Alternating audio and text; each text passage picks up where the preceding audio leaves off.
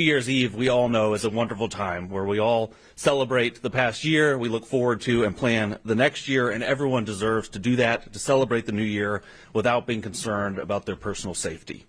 And thanks to the law enforcement that stands with me today and others, we are fortunate that people can do that. The FBI, the Mint Hill Police Department, the New York Police Department worked around the clock on this matter, not just building a case for us, but surveilling the subject and making sure the public was safe at every moment, including Christmas Day. They worked around the clock on this, and I very much appreciate it. The defendant here lived in Mint Hill. The planned attack was to take place in Mint Hill. I want to thank Chief Joe Hatley of the Mint Hill Police Department for being with me here today and for your work over the holidays, Chief. I really appreciate it. I'm sure you know Jim Barnacle by now. He's the special agent in charge of the FBI for North Carolina. The FBI worked tirelessly on this case, and I can't thank you enough for that. FBI agents spent their Christmas Day surveilling a subject so that families in Charlotte and Mint Hill and Western North Carolina could spend their day celebrating with their families, and I'm very thankful for that. That is true public service. If you see a police officer or an FBI agent, please thank them for spending their holidays on this so that we all could spend our holidays with our families.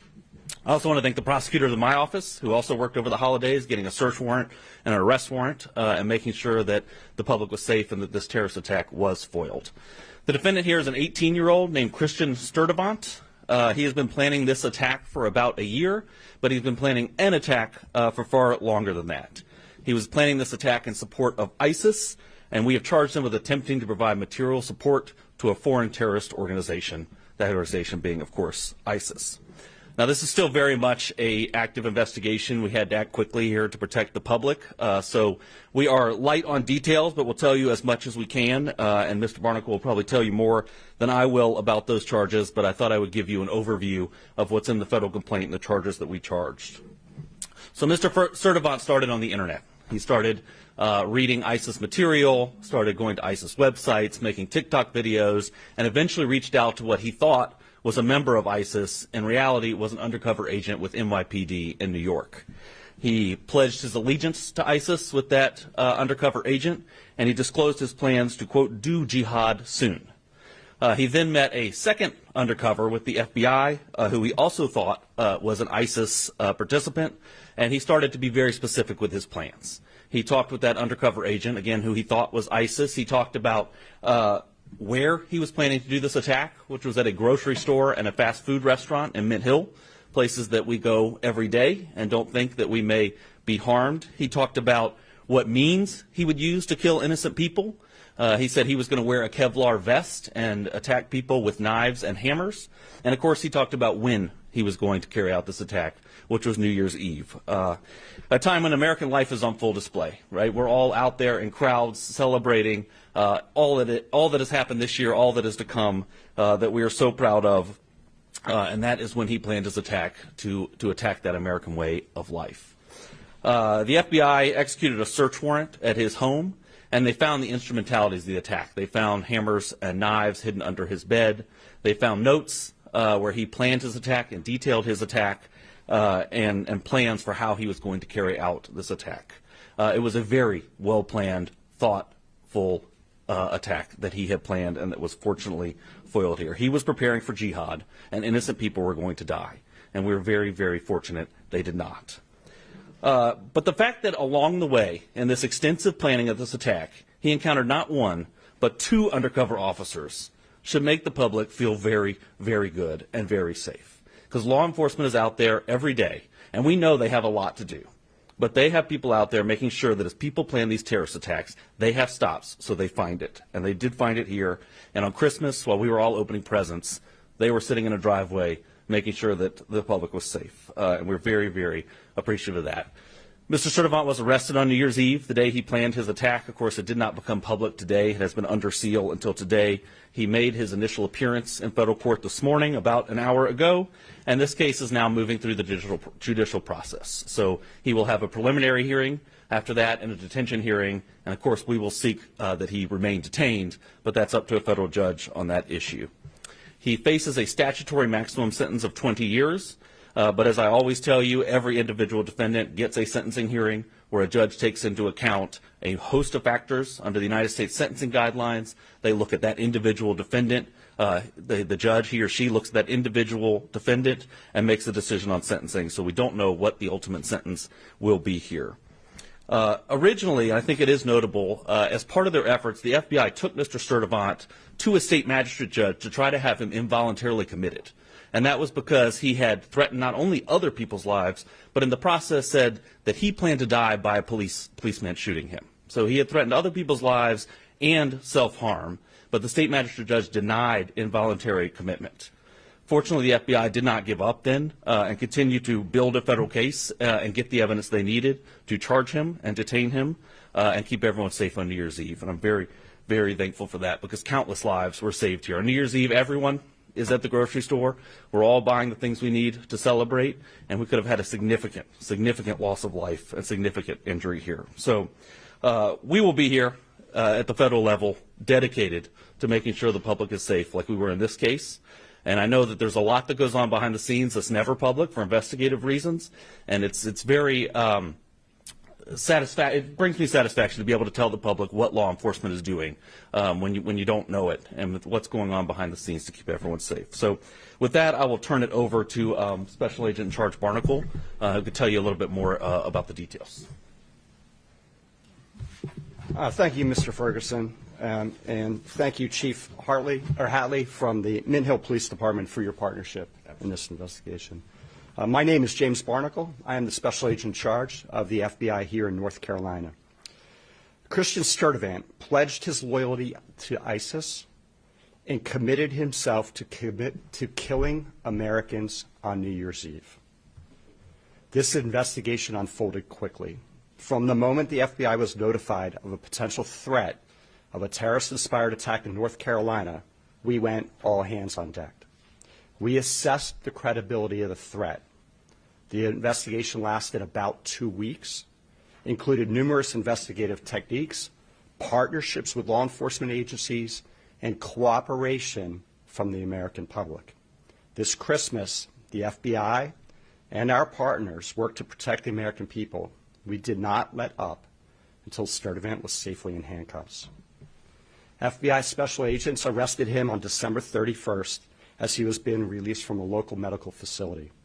On Monday night, as Russ just said, the FBI's evidence response team conducted a search, an authorized search, at his home and on his cellular phone.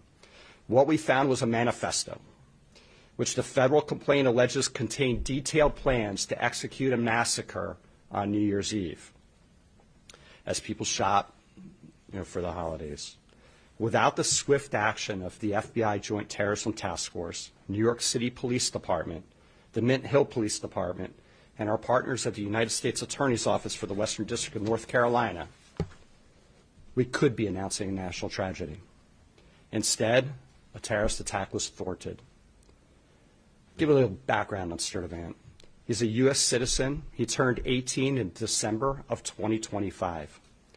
The JTTF collected evidence showing he turned his back on his country and his fellow citizens by pledging allegiance to ISIS with the intent of becoming a martyr. We allege Sturdivant was willing to sacrifice himself by committing a terrorist attack using knives and a hammer to support the murder, torture, and extreme violence that ISIS represents. We didn't just learn about him a few weeks ago. Sturdivant first came to the FBI's radar in January of 2022 when he was still a juvenile. He was in contact via social media with an unidentified ISIS member overseas. Sturdivant received direction from this unidentified ISIS member to dress in all black, knock on people's doors, and attack them with a hammer. In fact, Sturdivant did dress in all black. He left his house with a hammer, and fortunately, his family stepped in. Sturdivant, no charges were filed at that time. He was referred for psychological care, and he underwent psychological care, of which I don't know the details. The FBI was told he no longer had access to social media.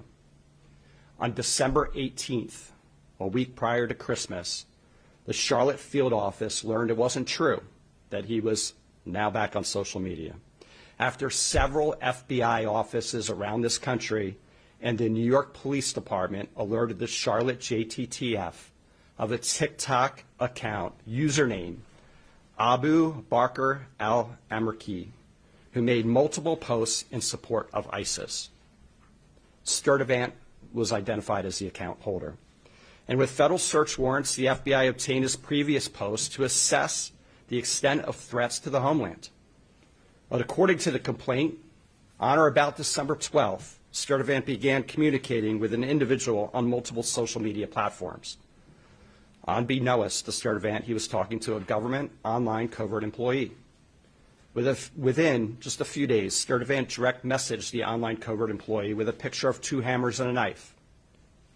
The message was significant since in recent years, an ISIS propaganda magazine promoted the use of knives to conduct terrorist attacks in Western countries.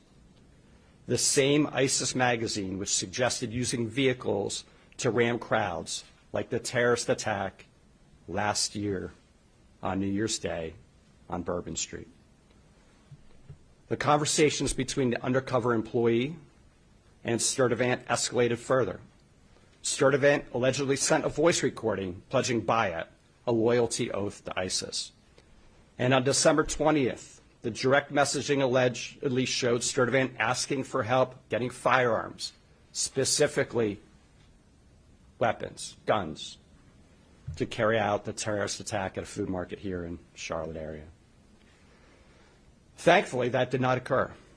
This investigation was conducted by several FBI field offices, the FBI Joint Terrorism Task Force, which includes the following members: the Charlotte Mecklenburg Police Department, the Matthews Police Department, the Monroe Police Department, the Bureau of Alcohol, Tobacco, Firearms, and Explosives, the United States Customs and Border Protection, the Federal Air Marshal Service, Homeland Security Investigations, Internal Revenue Service, IRS-CI, the United States Postal Inspection Service, U.S. Citizenship and Immigration Services.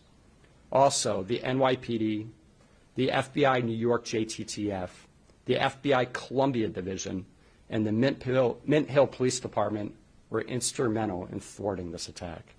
And of course, alongside our partners at the U.S. Attorney's Office in the Western District of North Carolina, and the Department of Justice. This investigation highlights the very real threat posed by people who self-radicalize online and are inspired by jihadist ideologies espoused by foreign terrorist organizations. They seek to attack soft targets with easily accessible weapons and with little to no warning. To further complicate this threat, we have seen that most successful attackers radicalize in a time span of between 1 and 4 years, and they typically mobilize to act in less than 3 months. The FBI continues to work tirelessly to combat the threats of terrorism for the American people every day. That our partnerships are not limited to just law enforcement agencies. We rely on the communities we serve and encourage the public to contact law enforcement when they see or hear something that doesn't seem right. I also have this personal message. If your child, relative, friend, or neighbor is sliding into a dangerous ideology, you'll be the first to see it. And together we can stop it. The threats we face are bigger than any one law enforcement or intelligence agency, requiring everyone who hears this message to work together to keep people safe. I want to thank the members of the Joint Terrorism Task Force that sit over here today for their diligent effort. We spoke, I can't tell you the number of hours, and this is not an attaboy to the FBI or our partners. They worked nonstop for about 14 days, 24/7, digging through everything we had and keeping surveillance on this subject so we could intervene if he were to potentially attack. Through Christmas Eve, every single day, all weekend. So thank you for your commitment to keeping America safe. With that, turn it over to Mr. Ferguson for any questions you may have. Well, thank you. And let me reiterate my thanks to the Joint Terrorism Task Force, to the Mint Hill Police Department, and of course to the prosecutors in my office who worked on this. So, Jennifer, yeah.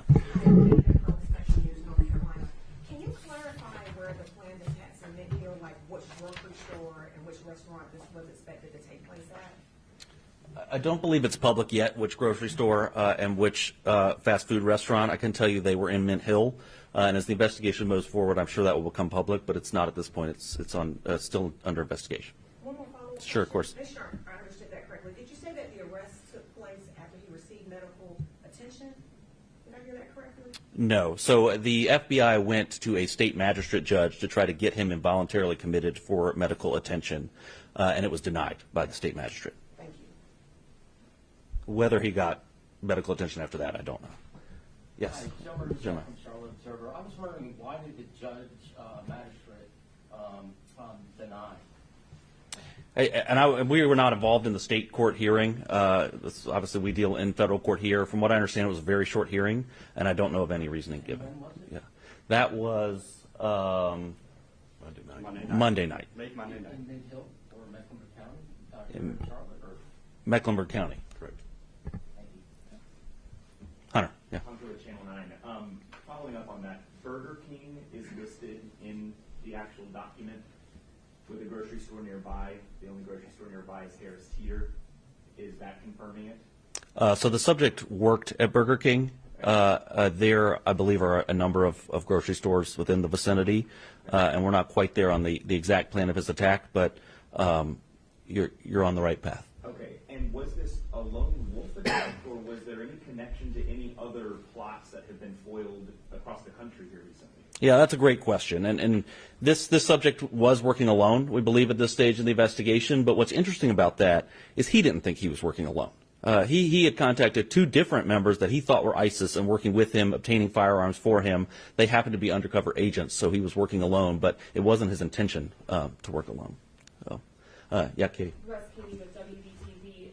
You mentioned the grandfather had tried to prevent an attack before.Ere they aware of his recent posts on social media? Did they know anything about his recent planned attacks at all from the investigation? I don't have any indication the grandparents were aware of the social media posts. What we do know is that the grandfather secured the knives in the home, secured the hammers, tried to make sure that Mr. Sturdivant did not have them, and yet when we executed the search warrant, they were found under his bed. So, thank you. Jen. Jen Correa from Queen City News. Just wondering if the grandparents are going to be facing anything or if they're cooperating with you on this. Obviously, they knew something was up, but did they do enough to be okay? That's a great question. The grandparents have been interviewed, and our investigation's ongoing, and we'll see where it goes. But right now, and especially in the very urgent part of this, we've been focused on Mr. Sturdivant. Hunter, yeah. In here before that 2022 where he went out to try to stab neighbors and his grandfather stopped him, it said that before that he had pledged allegiance to ISIS. Is there any reason why he wasn't charged? I know he was psychologically examined, but why did he face any charges? Yeah, it's a great question. That was, and I'll let you weigh in on this too. I'll note that he was a juvenile at that time. He was 14, and I do think we're very fortunate he was 18 now because it makes it a whole lot easier to bring charges. I think you had something to add. No, I think that covers it. Okay. Thank you. Yeah, Diane. Sorry, just following up on that too. Was that something known at the time in 2022 that he was trying to stab or kill a neighbor, or was that determined at a later investigation? No. The FBI opened an investigation into Mr. Sturdivant in January of 2022. And we conducted a logical investigation. The case agents actually are sitting here today. And these same case agents picked up the investigation a couple weeks ago. Are you all considering any other charges as well?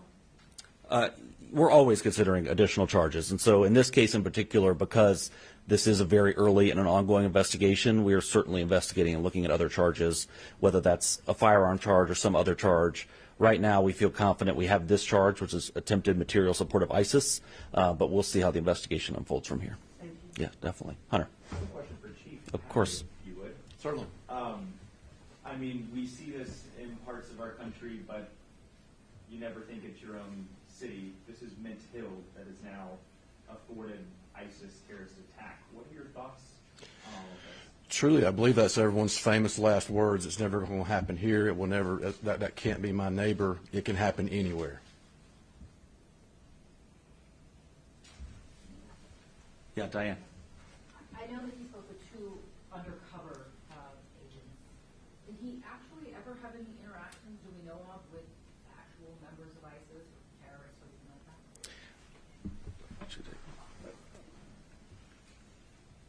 that? He was a prolific poster in social media, and he also went into various social media chat rooms and engaged with other people. We are leaving no stone unturned here. Our investigation is not over at all. We are looking to find out if there are any associates, if there are any friends, if there are any people he were working with, whether it's domestically here in the United States or overseas. We have ruled out additional threats from him in the United States. We are communicating with domestic and international partners for potential other avenues of investigation. Russ, Katie, Okay. again, we just saw that thwarted attack in Seattle as well. Should we be concerned about this becoming a persistent problem in the Western District of North Carolina? I sure hope not. I mean, I think that we should feel comfort that the FBI was there and that this defendant not only encountered one undercover agent, but encountered two, one with NYPD and one with the FBI, which I think shows you what's going on behind the scenes to protect the public. Of course, everyone should be vigilant. We all know the adage, if you see something, say something, which seems kind of ridiculous at this point, but it remains true. It's little things that sometimes bring these things to the attention of law enforcement, so I hope people will do that. And like Mr. Barnacle said, in situations like this, it's really family. It's family, and monitoring, especially your children's online presence, where this defendant was on TikTok, in chat rooms, communicating with people. So remain vigilant, but I think go to sleep feeling safe at night because law enforcement is there doing their job. And just one more follow-up Yeah. question. Historically, we have seen this targeting New Year's Eve events like we saw on Bourbon Street. We just finished the Truist Field celebrations. Do we know why he was targeting the grocery store chain at all, or is that not public yet? We don't know why. I can tell you from my view, New Year's Eve is where the American way of life is on full display. We're celebrating how wonderful it is to be here and all that this country has given us. And I think for a terrorist, that is a ripe opportunity to attack that way of life. Yeah, we do have some intelligence that he was looking at a grocery store because there would be a lot of people there. He knew there would be a lot of people there grocery shopping, which is why we said that in our remarks. He was looking for a high-profile place. There's a couple grocery stores in Mint Hill. He wasn't set on just one. He was looking at multiple, whichever one had the most people in it. Yeah. Hey, Hey, Anna. So you mentioned that he was arrested on New Year's Eve, correct? Correct. What caused the, I guess, setup for, because, I mean, the attack was planning to happen on New Year's Eve when he was arrested, then what was the setup there to prevent that? So we had multiple plans in place to make sure he was not a free man on New Year's Eve and could not cause public harm. And so that included the seeking an involuntary hold for mental health purposes, which was denied. Ultimately, the arrest was made on New Year's Eve to make sure that he was safely behind bars on New Year's Eve. We did that by getting a criminal complaint from a magistrate judge late in the evening, a federal magistrate judge, and that's why it set up this process where that was under seal until today. He had his initial appearance. He will still get a preliminary hearing where he could put on evidence to say there was probable cause or not to detain him, and a detention hearing where a judge will decide if he should be detained pre-trial.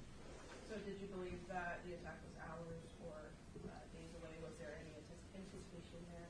So we were concerned the attack could happen at any time, and I can tell you the FBI had 24/7 surveillance on this subject, all hours of night, Christmas Day, Christmas Eve, time away from their families to make sure that the public was safe, and they were authorized to make an arrest if they needed to. If he were, if he were to leave the house with guns or knives or hammers, they were going to make a probable cause arrest. So at no point was the public in harm's way here. Yeah, Just Jim. to clarify, it was just the grandfather he stayed with at the residence? No, there were other family members at the residence as well. There was a grandmother and I think some siblings and some other family there. I also note that it says his grandfather is a Christian minister in Charlotte. Is there any reason to believe that his family members were also in danger or anything like that? Targeted or threatened any of them? I could tell you from his notes he was targeting Jews, Christians, and LGBTQ individuals, and so you can infer from that his family was in harm's way. I think that's a safe assumption, but it is an assumption. So, yeah, Hunter. Special Agent Barnacle, I know you have been investigating, your office has been investigating him since 2022, but with this recent incident here, or thwarted attack, was it that undercover NYPD officer that really blew all of this up for this latest case and put him back on y'all's radar? Yeah, so let me clarify. When we opened the case in January 2022, we conducted a logical investigation. Once he was seeking mental health services and he was no longer on social media, we closed our investigation. So he was off of our radar.